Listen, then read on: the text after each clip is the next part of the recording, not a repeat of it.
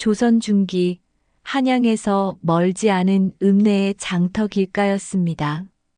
해가 넘어갈 무렵 사람들은 장날을 마치고 하나둘 흩어지고 있었지요. 붉게 물든 하늘 아래 그런 길목에 한 여인이 쓰러져 있었습니다. 허름하게 찢어진 남루한 옷, 말라버린 얼굴, 숨이 겨우 붙어 있는 듯한 몸. 하지만 자세히 보면 기품이 남아 있었습니다. 몰락한 양반가의 딸 채련이었습니다. 그녀의 집안은 영모 누명에 휘말려 하루아침에 멸문됐습니다. 아버지와 오빠들은 형장의 이슬로 사라졌고 어머니는 충격으로 그 자리에서 숨을 거두셨지요. 살아남은 그녀는 상처투성이 몸으로 노비시장에 끌려갔고 그곳에서도 병이 깊다 하여 값어치 없다고 길거리에 버려졌습니다. 한때 비단 옷을 입고 시를 읊던 교수가 이제는 먼지 쌓인 길바닥에 누워 죽음을 기다리고 있었던 것입니다. 사람들은 그녀를 쳐다보며 손사래를 쳤습니다. 저런 여자는 귀신 들렸다고 연병 옮을까 얼른 지나가라고 수군거렸지요. 그렇게 채련은 사람들 그림자 속에서 죽어가고 있었습니다. 그때 멀찍이서 집단을 짊어진 한 사내가 느릿하게 걸어오고 있었습니다. 마을 사람들이 바보 문석이라 부르는 사내였지요. 문석은 순박하고 말수가 적어 늘 손가락질을 받았습니다. 장터에 나가면 아이들이 돌을 던지기도 했고 어른들은 쓸모없는 사람이라며 비웃곤 했습니다. 하지만 문석은 누구보다 마음이 따뜻한 사람이었습니다. 길가에 다친 새를 주워 보살피고 넘어진 노인을 부축하는 것도 언제나 문석이었지요.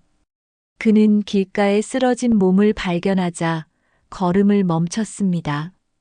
사람들은 문석을 말렸습니다. 가까이 가지 말라고, 죽게 두는 게 낫다고, 관여하지 말라고, 바보 너까지 재수 옵는다고 소리쳤지요.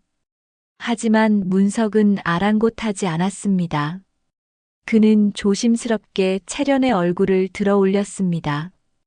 차갑고 가벼웠습니다. 숨은 희미했지만 살아있었지요.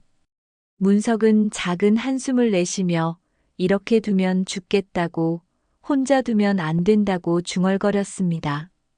문석은 사람들의 시선을 의식하지도 않고 그녀를 업었습니다. 가녀린 몸은 깃털처럼 가벼웠지요. 뼈만 남은 몸이 얼마나 오래 굶주렸는지 알 수 있었습니다. 쓰러진 지 오래였음이 분명했습니다. 마을 사람들은 경악하며 바보가 진짜 미쳤다고, 저 여자를 집에 데려간다고 수군거렸습니다. 하지만 문석의 발걸음은 단단했습니다. 사람은 사람이니 버릴 순 없다는 그의 말은 조용했지만 확고했지요. 그는 채련을 자신의 초라한 초가집으로 데려가 다 쓰러져가는 방에 눕혔습니다. 방은 작고 낡았지만 깨끗했습니다. 문석은 혼자 사는 사람치고는 집안을 깔끔하게 치우고 살았지요. 그는 따뜻한 물을 데워 채련의 얼굴과 손을 정성스럽게 닦아주었습니다. 먼지와 때가 씻겨 나가자 창백하지만 아름다운 얼굴이 드러났습니다. 문석은 들에서 캐온 약초를 다려 한 숟가락씩 입에 댔습니다. 밤새 걸음도 제대로 못 옮기면서 채련 곁을 지켰습니다. 가끔 열에 들떠 헛소리를 하면 찬물로 이마를 식혀주고 몸을 떨면 자신의 겉옷을 벗어 덮어주었지요. 며칠 동안 생사 갈림길에 서 있던 채련은 서서히 눈을 떴습니다. 흐릿한 시야 속에서 비뚤어진 지붕, 낡은 벽, 그리고 한 사내가 정지한 듯 앉아 있었지요.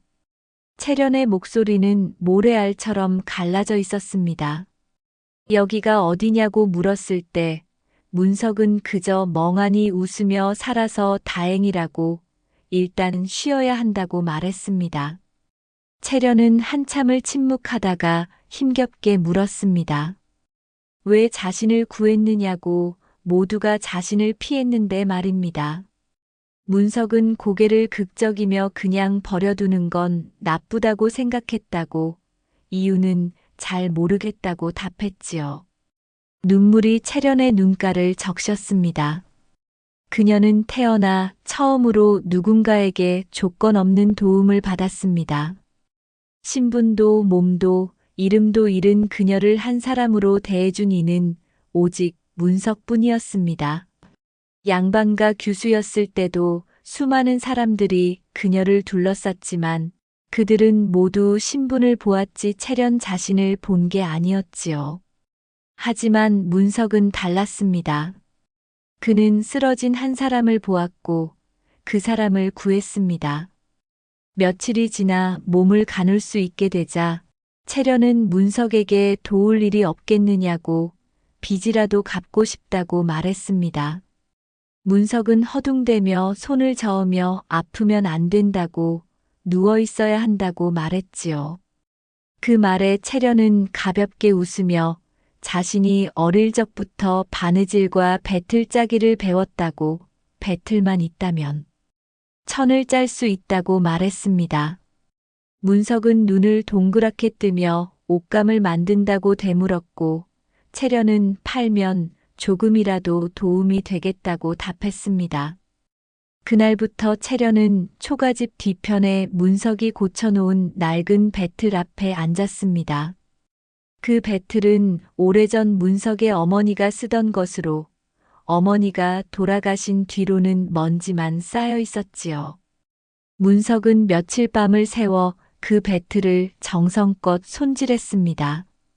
채련은 손이 떨리고 기운이 없어 천천히 움직였지만 실은 곧 고운 결을 만들기 시작했습니다. 어린 시절 어머니에게 배운 솜씨가 손끝에 남아 있었던 것이지요. 사락사락 배틀 소리가 따스하게 집안을 채웠습니다. 그 소리는 마치 두 사람의 심장 소리처럼 리듬을 맞춰 울렸습니다. 마을 사람들은 처음엔 곱지 않은 눈으로 보았습니다. 병 걸린 여자를 주워다 살린다고, 그 집에서 무슨 일이 생기는 거 아니냐고 수군거렸지요. 누가 그 집에 가까이 가면 재수 없다며 혀를 찼습니다. 그러나 시간이 흐르자 채련이 짠 천이 장터에서 팔리기 시작했습니다. 빛은 수수하지만 결은 곱고 튼튼한 천이었습니다. 실 한 올 한 올에 정성이 깃들어 있었지요. 소문은 빠르게 퍼졌습니다. 문석네 집에서 짠 배가 그렇게 좋다는 소문이었습니다. 처음엔 호기심에 사던 사람들도 한 번 쓰고 나면 다시 찾았지요. 그제야 사람들의 태도도 조금씩 달라졌습니다. 어느 새벽 채련은 문석이 새로 깎아 만든 실거리를 보며 조용히 말했습니다. 자신의 목숨을 살려주고 다시 짤 수 있는 손을 주었다고, 그 은혜를 잊지 않겠다고요. 문석은 멋쩍게 웃으며 함께 살면 되는 것이라고 말했습니다. 그 말에 채련은 천천히 고개를 끄덕였습니다. 더 이상 버려진 여종이 아닌 새로운 삶을 함께 짜내려갈 한 사람으로서 말입니다. 하지만 평화는 오래가지 않았습니다. 장터를 평정하던 옷감 장사 인부자라는 자가 있었습니다. 탐욕스럽고 잔혹하기로 유명한 그는 매년 읍내에서 유일하게 옷감을 파는 상인이었지요. 그의 천은 질이 좋지 않았지만 다른 선택지가 없어 사람들은 어쩔 수 없이 그의 천을 샀습니다. 인부자는 그렇게 독점으로 큰 돈을 벌어왔지요.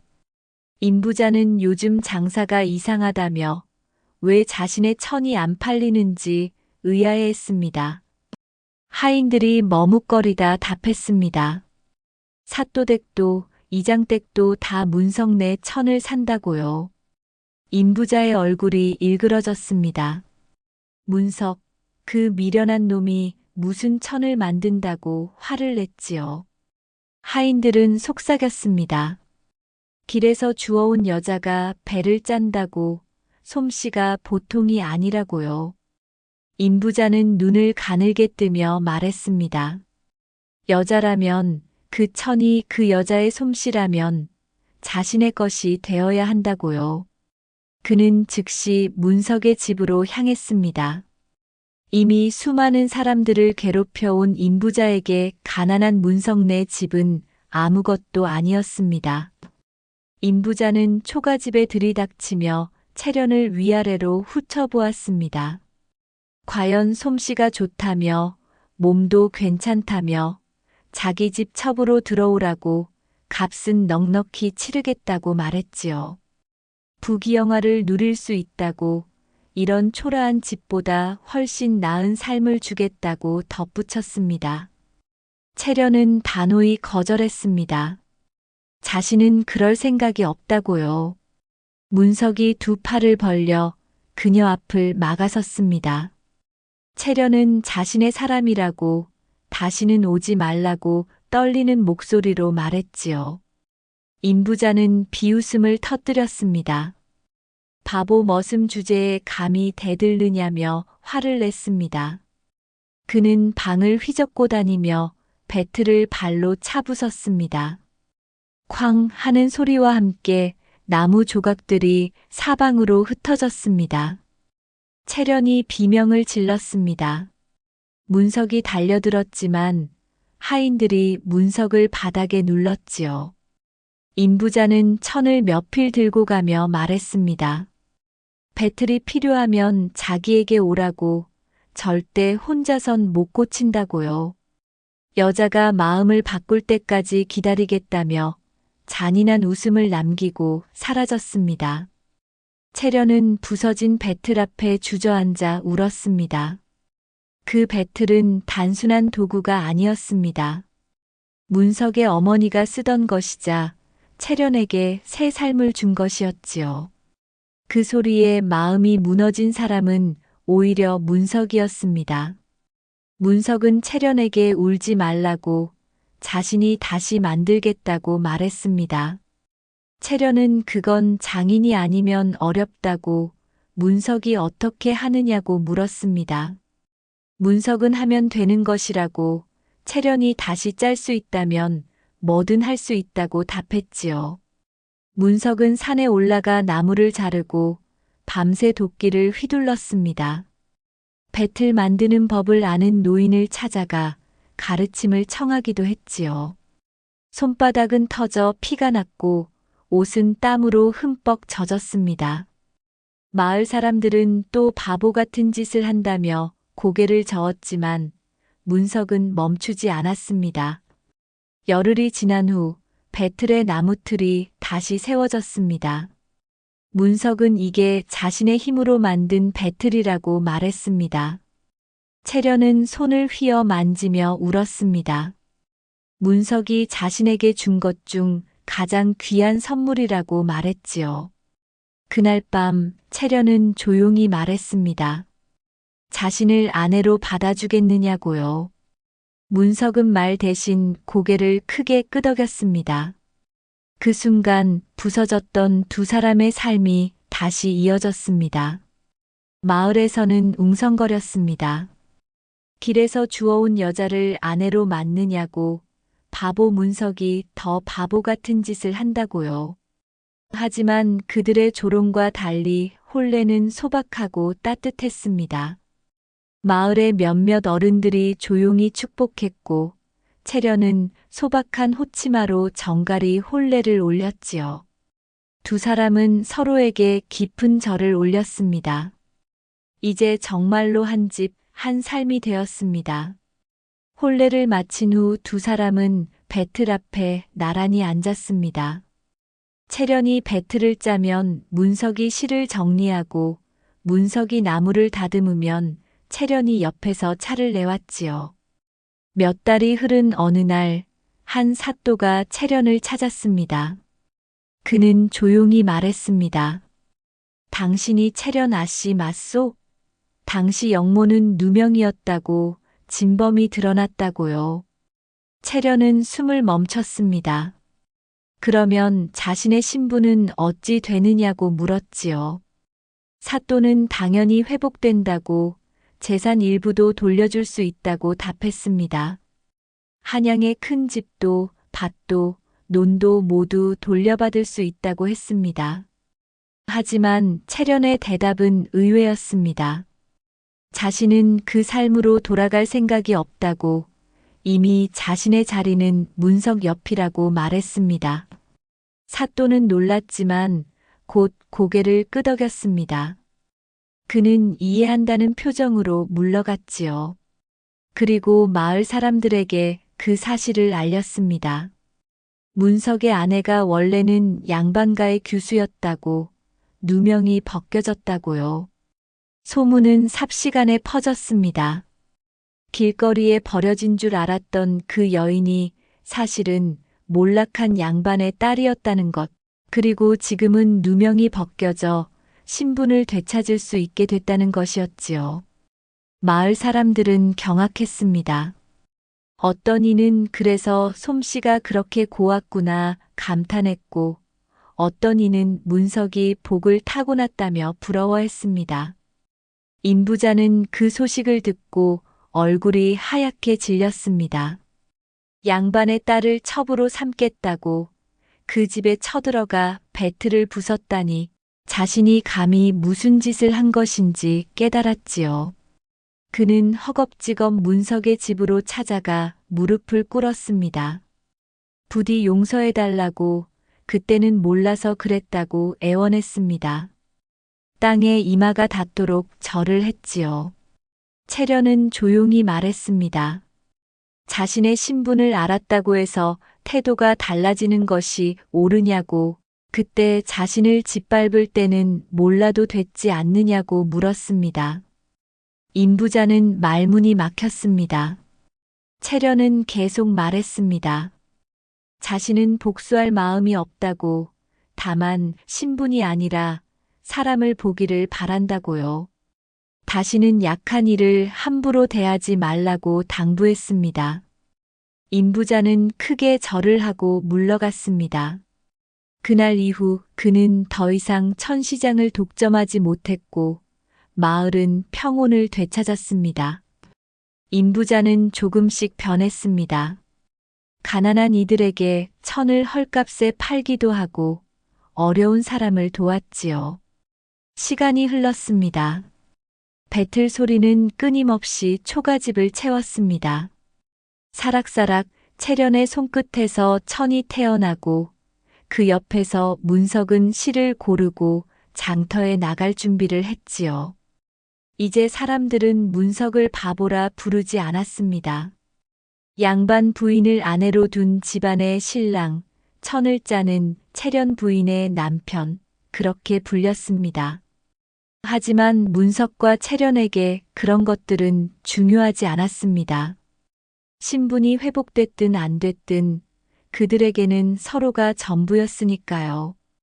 두 사람의 집에는 바람보다 따뜻한 소리, 한 올 한 올 서로의 삶을 이어짜는 소리가 울렸습니다. 배틀은 천을 짜는 도구가 아니라 두 사람의 기적을 짜는 마음이 되었습니다. 채련과 문석은 서로를 구원하며 새로운 인생을 함께 엮어갔습니다. 버려진 여인과 바보 취급받던 남자, 두 사람은 세상이 정한 가치가 아닌 서로에 대한 진심으로 가장 아름다운 삶의 천을 짜냈습니다. 그리고 그 천은 마을 사람들의 마음까지 따뜻하게 감싸주었습니다. 봄이 오면 채련은 들에 나가 새싹을 보며 미소 짓고, 겨울이 오면 문석은 아궁이에 불을 지피며 따뜻한 차를 준비했지요. 두 사람은 많은 것을 가지지 못했지만 서로가 있었기에 세상 무엇과도 바꿀 수 없는 행복을 누렸습니다. 세월이 흘러 두 사람의 머리에 흰머리가 늘어갈 때까지 배틀 소리는 멈추지 않았습니다. 그 소리는 마을의 희망이 되었고, 사람들은 그 소리를 들으며 진정한 사랑이 무엇인지 그리고 사람을 대할 때 신분이 아닌 마음을 봐야 한다는 것을 배웠습니다.